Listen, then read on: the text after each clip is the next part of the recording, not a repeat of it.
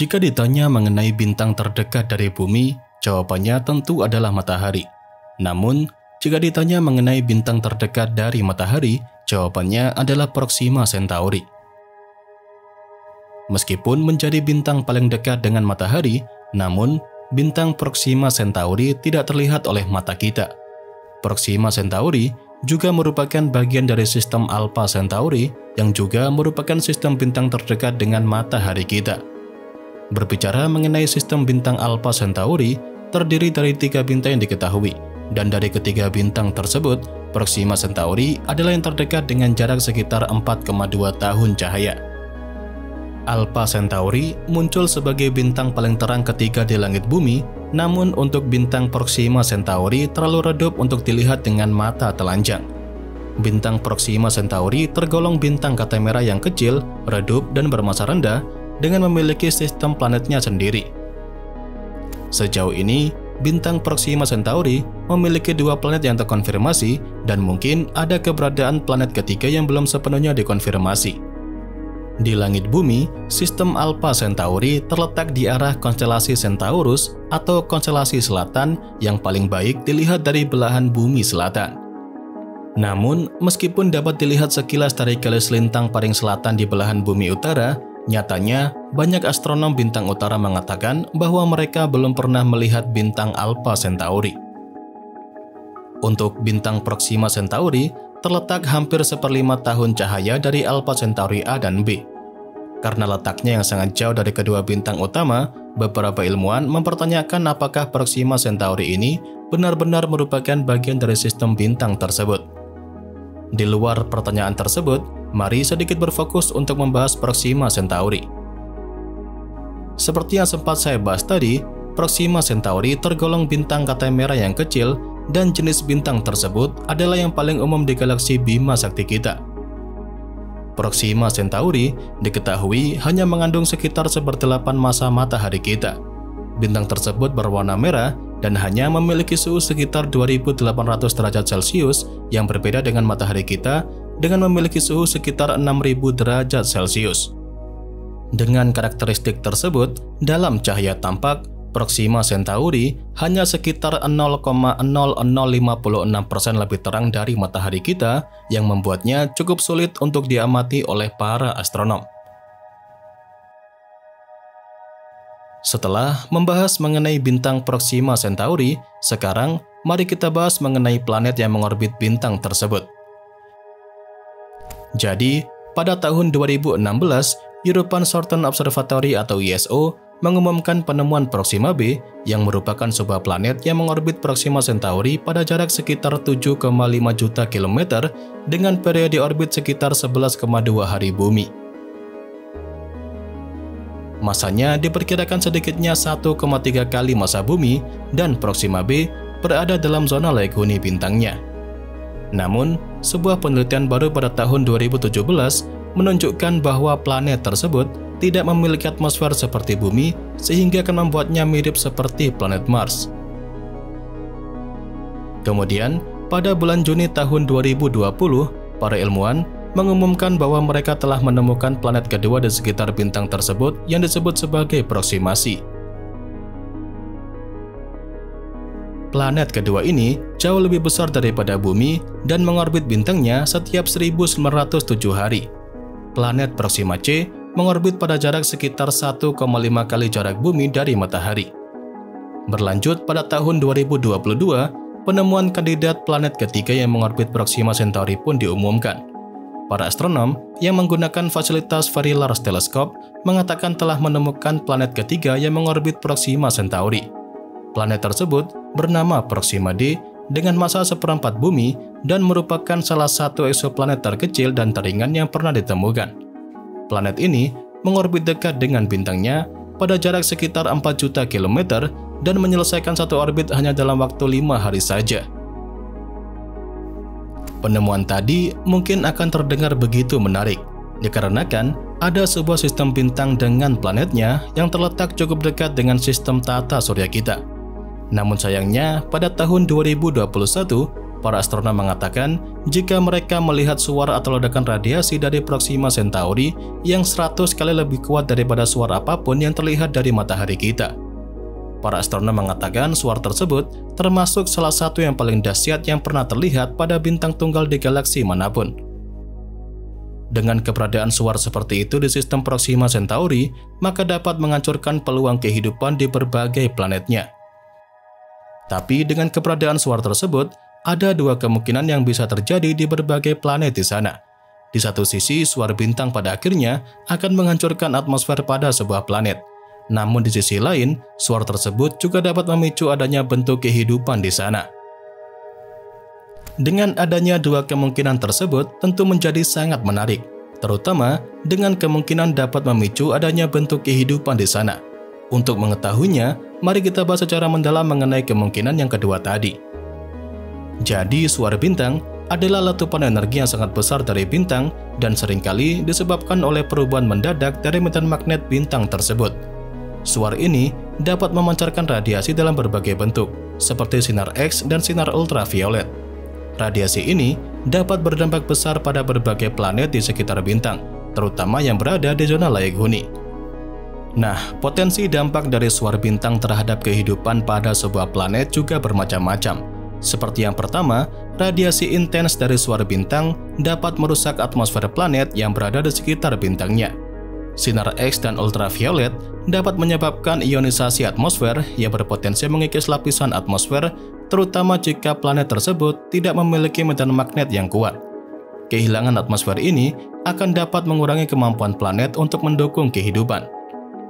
Yang kedua, radiasi ultraviolet dan sinar X dari suara bintang juga dapat merusak DNA dan organisme hidup yang ada di permukaan planet. Pada level yang lebih rendah, radiasi ini dapat menyebabkan mutasi genetik yang dalam beberapa kasus bisa meningkatkan variasi genetik dan mendorong evolusi. Namun, pada level yang lebih tinggi, radiasi itu justru dapat mematikan bagi kehidupan, terutama jika tidak ada pelindungan dari atmosfer atau medan magnet. Yang ketiga, suara bintang juga dapat menyebabkan peningkatan suhu sementara pada sebuah planet, terutama jika letupan ini cukup besar. Peningkatan suhu ini dapat memicu perubahan iklim jangka pendek yang drastis, yang mungkin akan berdampak negatif atau positif pada kehidupan, tergantung pada kondisi awal planet tersebut.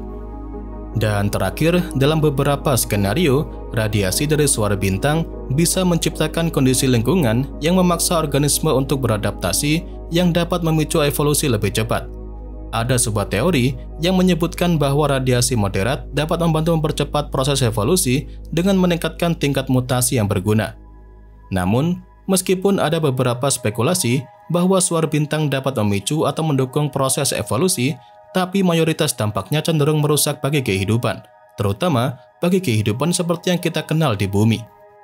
Jadi secara keseluruhan, meskipun suara bintang bisa memiliki dampak yang mendalam terhadap planet di sekitarnya, sangat kecil kemungkinan bahwa suara bintang akan secara langsung dapat memicu kehidupan.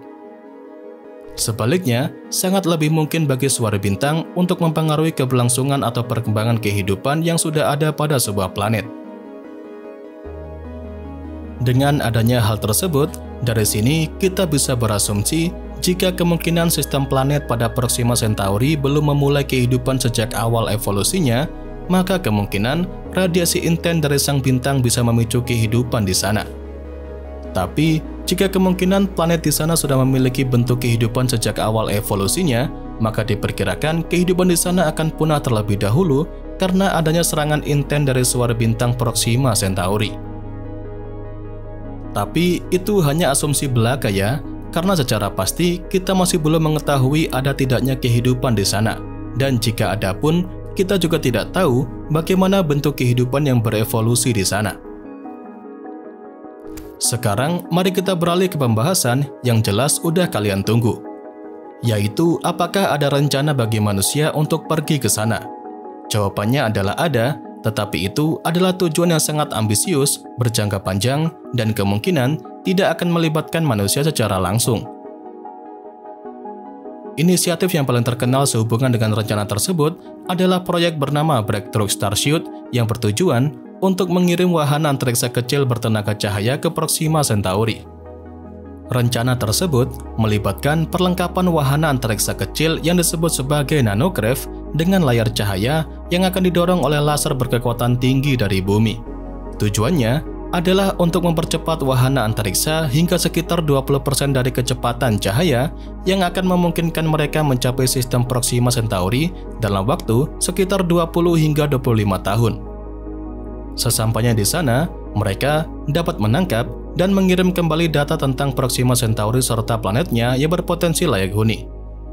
Namun, teknologi serta infrastruktur yang dibutuhkan untuk misi ini masih dalam tahap pengembangan dan peluncuran skala penuh diperkirakan tidak akan terjadi setidaknya dalam 2 dekade mendatang.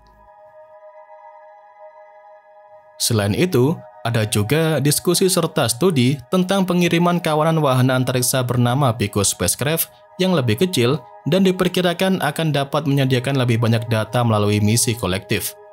Namun rencana ini masih dalam tahap konseptual dan tahap perencanaan yang sangat awal. Jadi, secara keseluruhan, meskipun misi menuju sistem bintang Proxima Centauri sangat menjanjikan, misi tersebut menghadapi tantangan teknologi serta finansial yang signifikan, yang berarti kemungkinan misi ini akan terwujud dalam beberapa dekade atau mungkin waktu yang jauh lebih lama lagi. Tapi dari semua rencana misi tadi, apakah dengan teknologi yang sudah tersedia saat ini, mustahil bagi manusia untuk ke sana? Jawabannya adalah tentu saja, karena jika manusia menggunakan teknologi terkini untuk mencapai Proxima Centauri, akan butuh waktu yang sangat lama untuk ke sana. Kita ambil contoh wahana antariksa Voyager 1. Pesawat antariksa itu saat ini melaju sekitar 17 km per detik atau sekitar 38.000 mil per jam. Dengan kecepatan ini saja, pesawat antariksa tersebut akan butuh lebih dari 73.000 tahun untuk mencapai Proxima Centauri. Kemudian, dengan asumsi manusia sudah dapat mengembangkan wahana antariksa yang mampu melaju pada kecepatan 0,1% kecepatan cahaya, itu pun masih akan membutuhkan lebih dari 4.000 tahun untuk mencapai Proxima Centauri. Dengan teknologi saat ini, perjalanan ke Proxima Centauri akan memakan waktu hingga puluhan ribu tahun.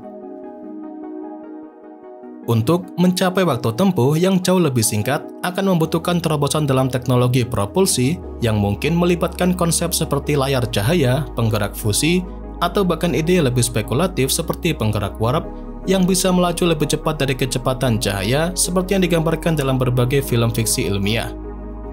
Nah, dari pembahasan kita yang panjang dan mendalam tadi, dapat kita simpulkan bahwa meskipun Proxima Centauri adalah bintang terdekat dengan matahari, jaraknya yang begitu jauh serta sifatnya yang redup membuatnya sulit untuk diamati, apalagi dijelajahi dengan teknologi yang kita miliki saat ini. Penemuan berbagai planet yang mengorbit Proxima Centauri, serta potensi adanya suar bintang yang dapat mempengaruhi kehidupan di sana, membuka kemungkinan-kemungkinan baru yang tidak terduga. Ini semua menunjukkan betapa dinamisnya alam semesta kita dan bagaimana pengetahuan kita terus berkembang. Meskipun masih jauh dari menjawab semua pertanyaan seputar Proxima Centauri, berbagai langkah kecil yang diambil saat ini bisa menjadi fondasi untuk terobosan besar di masa mendatang. Selain itu, dengan kuatnya keinginan manusia untuk menjelajahi Proxima Centauri seperti yang tercermin dalam proyek ambisius seperti Breakthrough Starship, maka suatu hari nanti akan membawa kita lebih dekat ke sistem bintang tersebut. Dan ya, itu saja yang bisa saya sampaikan pada kesempatan kali ini. Seperti biasa, semoga dapat memberikan pengetahuan baru seputar dunia astronomi sekaligus hiburan untuk kalian semua. Jangan lupa, kedepannya masih akan ada banyak lagi pembahasan menarik seputar dunia astronomi yang akan saya sampaikan. Dan tentunya bakal sayang banget untuk kalian lewatkan. So, tetap stay tune terus ya bersama kami, Nasi Angkasa, Media Astronomi Indonesia.